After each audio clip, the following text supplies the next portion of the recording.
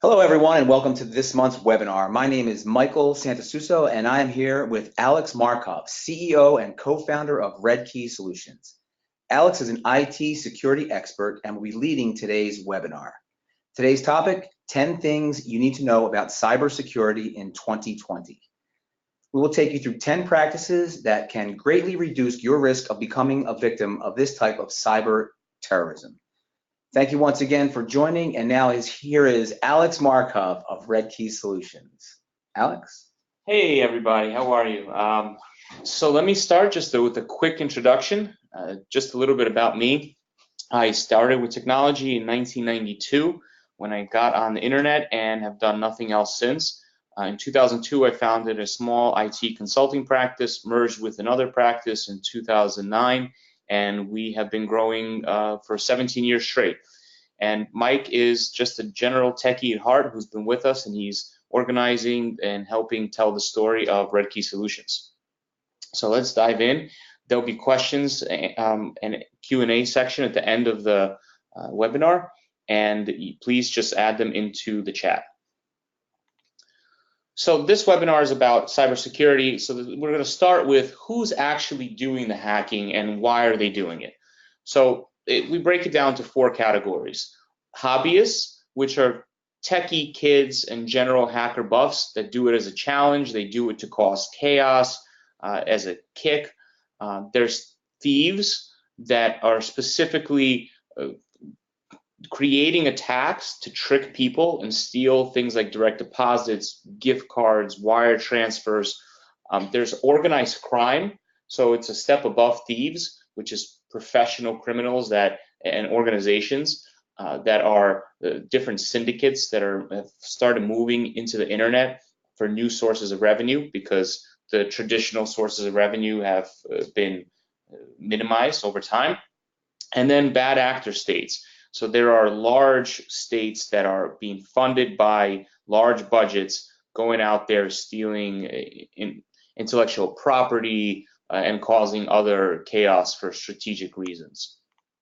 So the threats really break down into 4 categories. There's traditional viruses that just will do no damage, or they will turn your computer into a bot, which is like, now there's something called botnets out there, which is thousands and thousands of computers that have been infected that then they will use to do coordinated attacks. So your computer could be infected if you don't have good permissions and you won't even know. And it could just be used in some kind of attack. Then there's ransomware and crypto locker. So this is a modern thing that started happening about 3-4 years ago. And what they do is they'll come in on your network and they'll encrypt all of your files and lock them up. And then they'll send you a message saying, pay us $5,000 and you get your stuff back. Yeah, you see this in the news all the time. And we had a call a couple weeks ago where this gentleman owned a very nice business, very local to us, and he was locked up. There was just a small note left in his computer explaining how for them to get paid, and he was at their mercy, unfortunately. Yeah, it's crippling for a business. We've rescued a number of companies that have been in that situation, and you see it on the news. They're doing it to everyone: governments, local, state, big corporations, small corporations. You can actually Google ransomware, and they'll give you a map of the United States or the world and where the latest attacks have taken. Yeah, so it's definitely a big part of today's life, and the laws internationally have just not caught up to deal with it yet. So right now it's a reality. And then identity theft is another one. So there are different campaigns designed to steal your credit, steal your social security number, and then from there they'll try to open up credit cards, and there's lots of multi-layer threats that they do, and they'll steal tax refunds and things like that. And then just for general theft, to steal things like direct deposits, gift cards, wire transfers, these are the different things that people are doing. Money. Yeah, just straight money. So how do you prevent these? So the big strategy is layers. Layers, layers, layers. There's not a single security measure that's enough to protect you from all these threats. You have to put in multiple layers. So we're going to cover the most common layers that are important to put into every organization, big or small. It starts with an antivirus. So years and years ago, antivirus was enough. Now, they're not really called antivirus anymore. They're called endpoint security. And the modern endpoint security packages that are actually effective, these are the elements that they need to have. They need to have a 24/7 SOC, which is a security operations center. It's kind of like ADT for your computer. So traditional antivirus, if you get infected and it's in the middle of the weekend and it's starting to encrypt the network, you may not know about it. There'll be a pop-up on your computer. Modern antivirus has a monitoring center behind it. So if you get infected, an engineer can go in and lock that infection up. And then what they do is they open up a ticket with your IT provider's help desk to do further deep remediation investigation to see what actually happened. Did any data get compromised? Is there a hole that they got in through? So that's what a monitored 24/7 SOC is. Very important in today's security landscape. Then you have a CryptoLocker ransomware rollback feature. So this allows you to, with one button, roll back any changes that a CryptoLocker may have made onto a computer. So even if a new virus comes in and starts to corrupt your data, the new antiviruses have a feature to roll it back. It's not 100% effective, but it does have pretty good efficacy in today's virus landscape. And then they should also have artificial intelligence behavior analysis.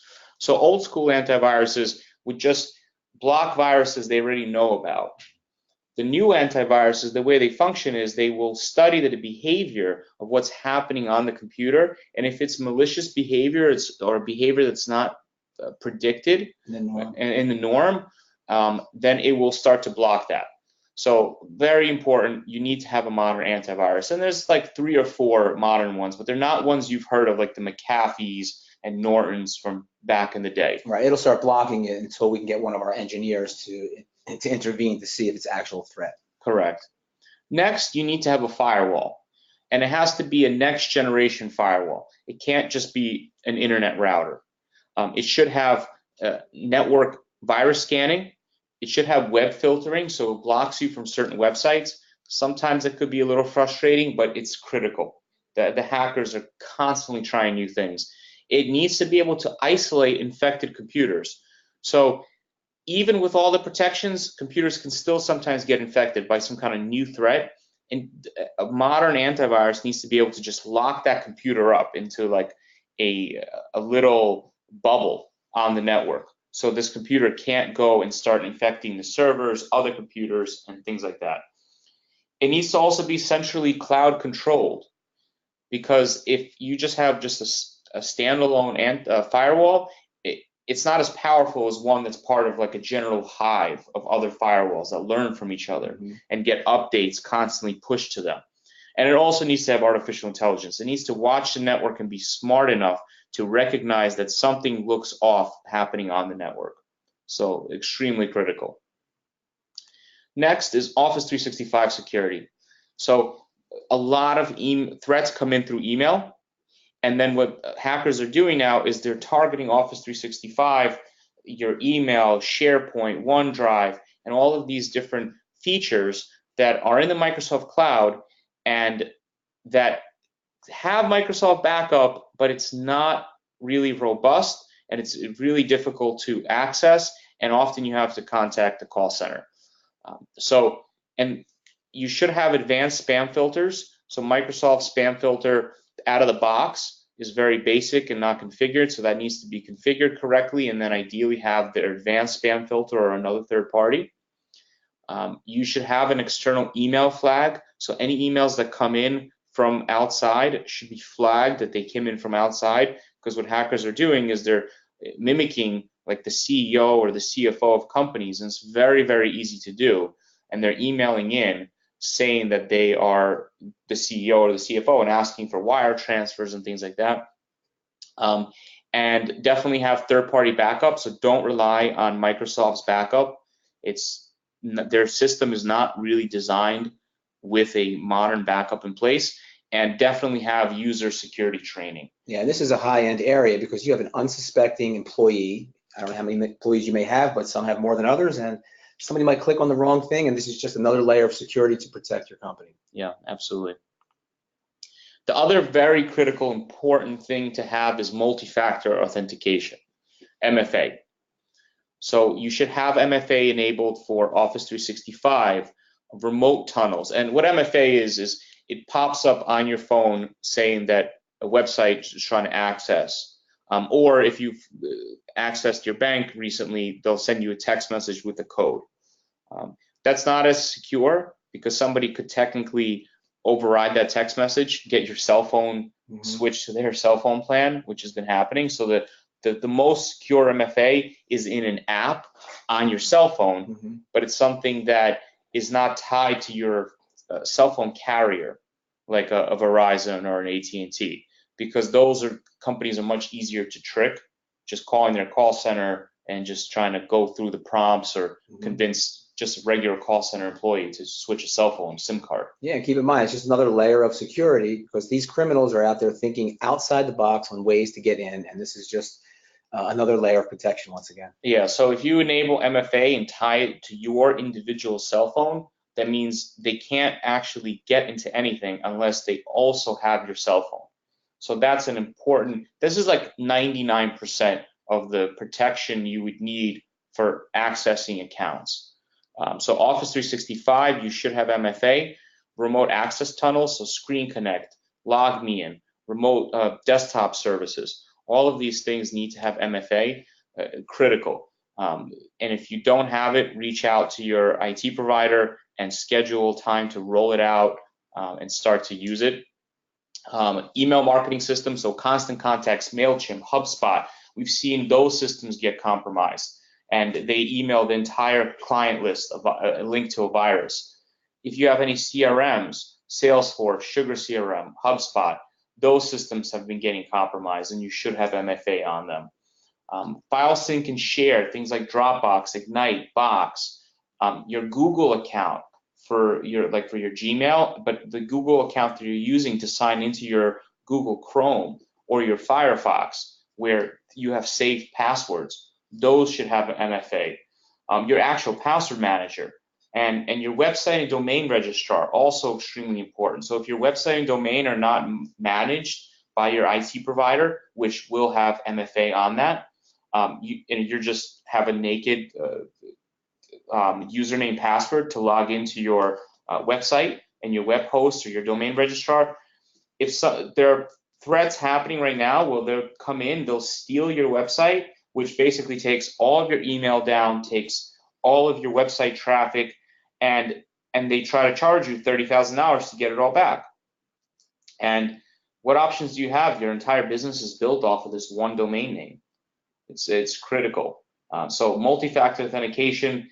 The biggest problem with this is people that are not really computer savvy have challenges with this and installing the app on their cell phone and then having to sometimes type in codes or go through all of that. But what I will say is far more challenging is if the entire business gets encrypted and locked up for 2 weeks and you can't function. Right, and this is something that we implement and train employees to. Yes. Moving on is backup and disaster recovery.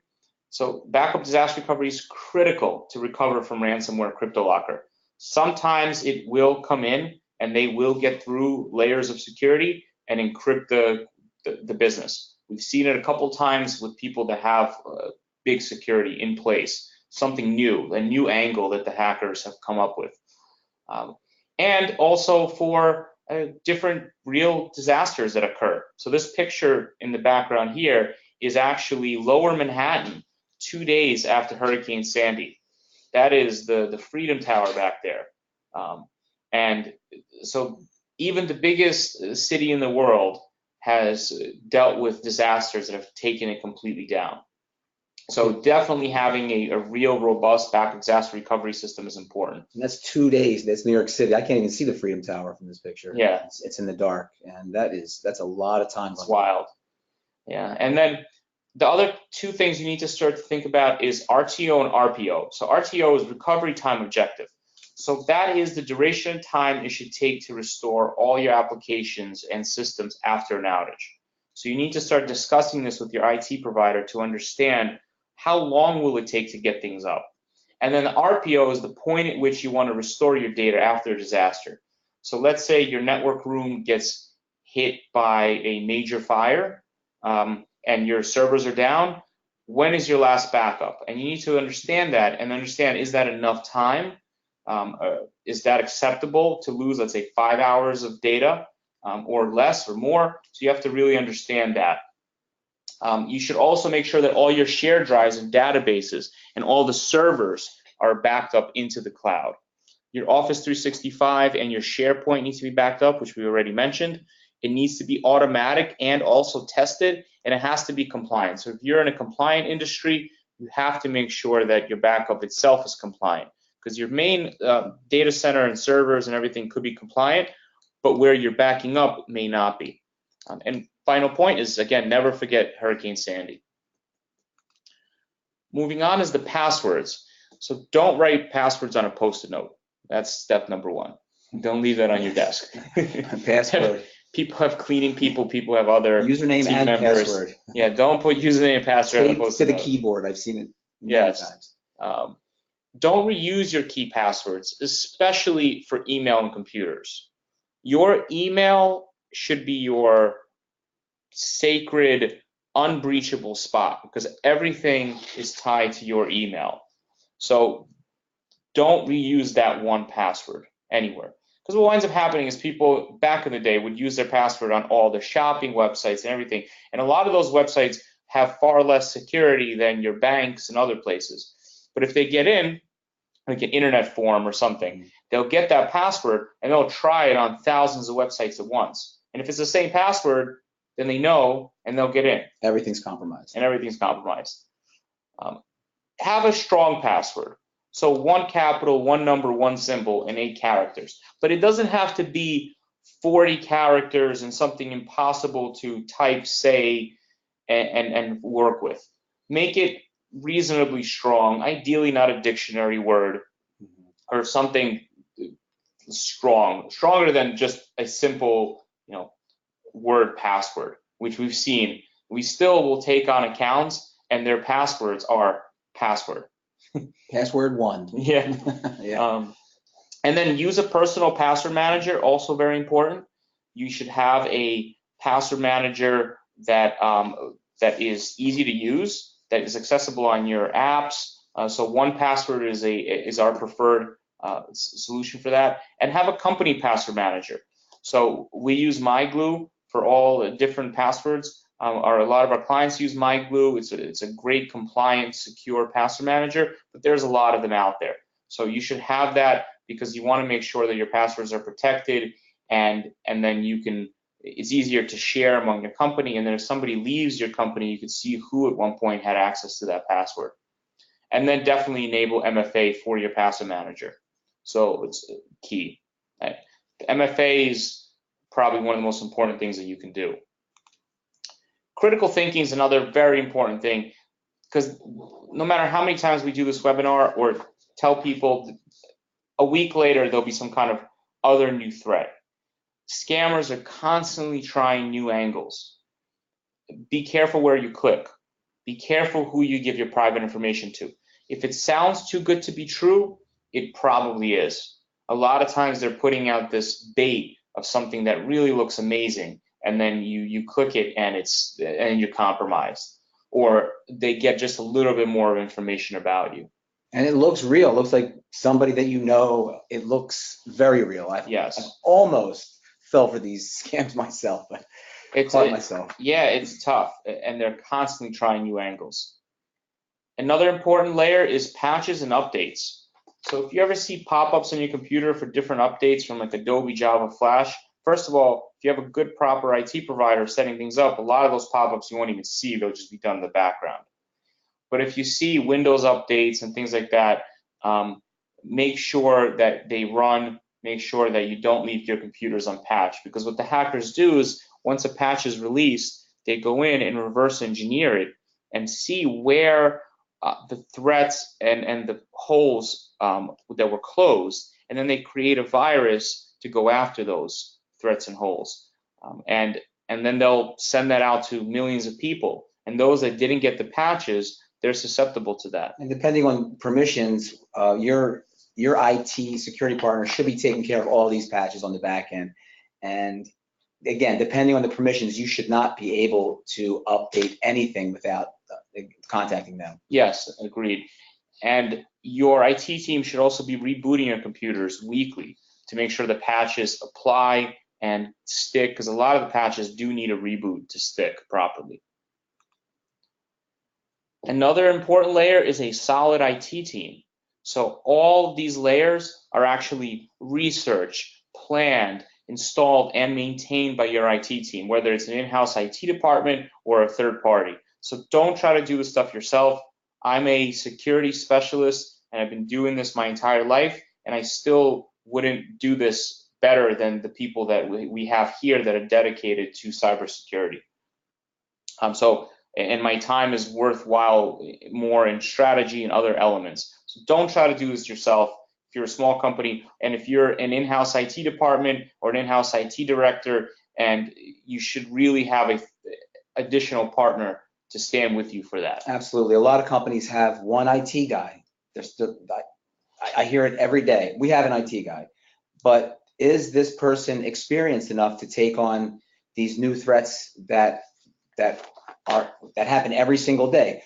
We here at Red Key, for example, have made an investment in the latest and greatest of these tools that protect your company, and just make sure that your IT partner has the latest information.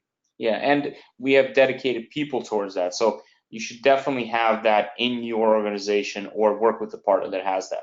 We've also learned that teams smaller than 10 people really have a hard time dealing with this. And so, if you're in a compliance industry, you should definitely have a team that's larger than 10 on the IT side, whether it's outsourced or in-house.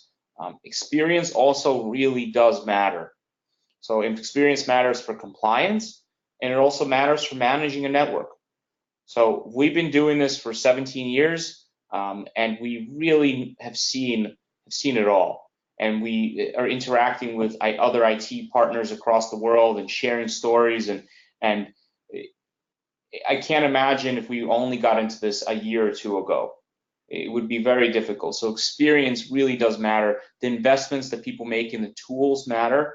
So here at Red Key, we have probably 30, 40 different tools running on our networks that are doing all these different specific things that are critical and important to do. And our guys see these situations come up pretty frequently, and we deal with many companies as opposed to a small IT team dealing with just your companies. They may never see a threat until it actually happens and it's too late. Yes.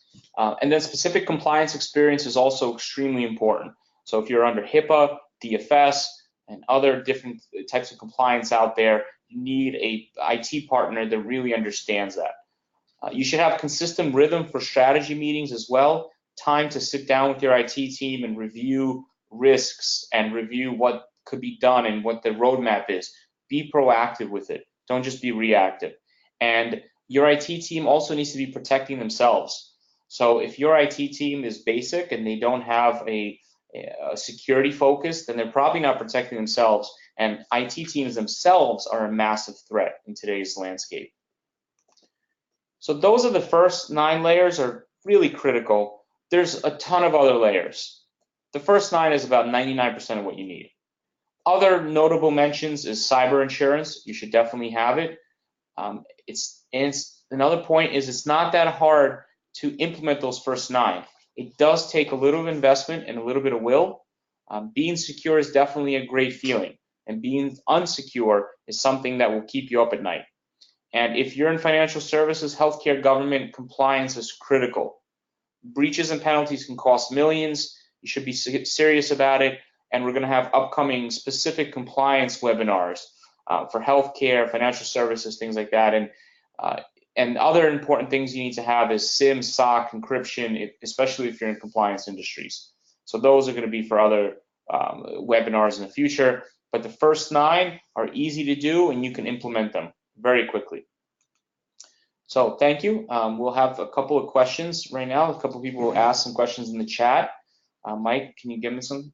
Yep. The first question is, are there any specific industries targeted more than others? That's a good question.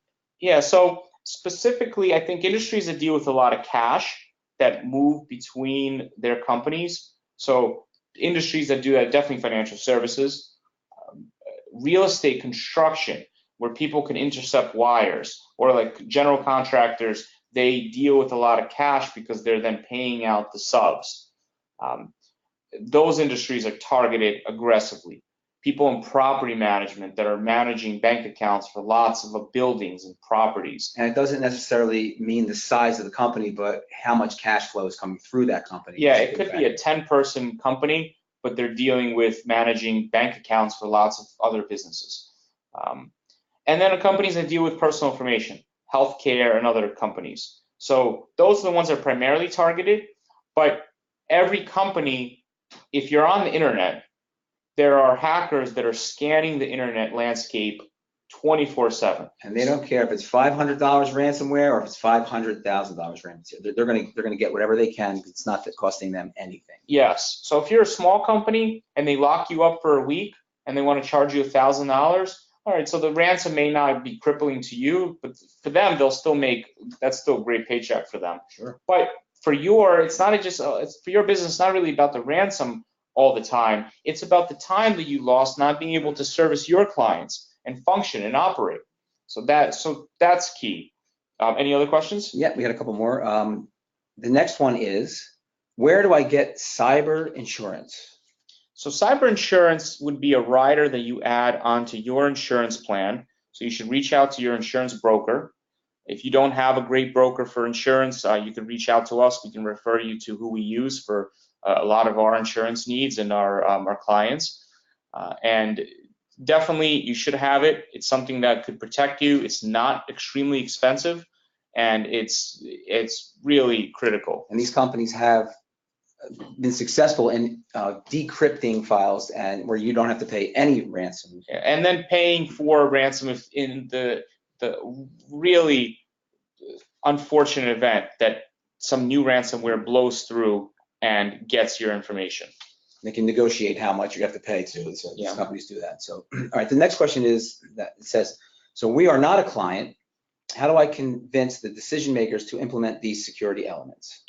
So it's really funny. Today we'll still walk into companies, large companies, and they don't have functional backups. And for whatever reason, it's not a priority. And I think one of the things that people just really need to realize is, what happens if all of your computers and your data is not functional for a week? What happens if it's not functional for 2 weeks? What happens with the company? What happens with the projects? Really frame it like that, because it is 100% real. We've seen it over and over and over again. And the excuse that we'll sometimes get, or the justification is, well, it hasn't happened to us. But if it hasn't happened, that's not a great predictor of the future. I assure you, these business owners, if they're savvy enough, and they probably are, they own businesses, they will certainly listen to at least your conversation with them. Yeah, and how much money would the company lose? And then what about the reputation loss with your clients if you're not able to service them and make sales? So whatever business you're in. So frame it in that it's not just, some information could get leaked or one individual person goes down. It's the entire company could go down. And it affects a lot of people. So we have one final question, and it says, so if I'm already in the cloud, don't I already have a backup? Yeah, and do you already have security? And you have some, so there's some layers of security, but there's lots of clouds. So just saying I'm already in the cloud, it's where are your files? Where is your email? Where's your software? And all of those should have different layers of backups and security elements attached to them. Now for backup, even if you are in Azure or in AWS and any of these other cloud providers, you should definitely know where that data is and then how is it backing up. And your IT providers should definitely have a solid backup plan to back it up, tested, and configured correctly. So just because you're in the cloud, if you don't know that your backup is properly set up and your security is properly set up, it's not enough to just be in the cloud. Another layer. Yep. So, well, that does conclude our webinar. We do thank you very much for joining us, and please stay tuned. We were going to send out some more information on our next webinar. Alex, thank you very much for joining us. Thank you, Mike, and thank you everyone for joining us. Have a great rest of your day.